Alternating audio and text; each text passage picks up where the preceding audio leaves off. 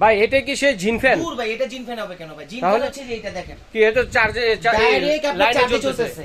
লাইনে চলতেছে ভাই। আমি একটু দেখাই দিই, এই যে দেখেন তার টুর ওরে আছে। না না তার নাই, কি কিচ্ছু অবাক নাই। কাণ্ড দেখেন।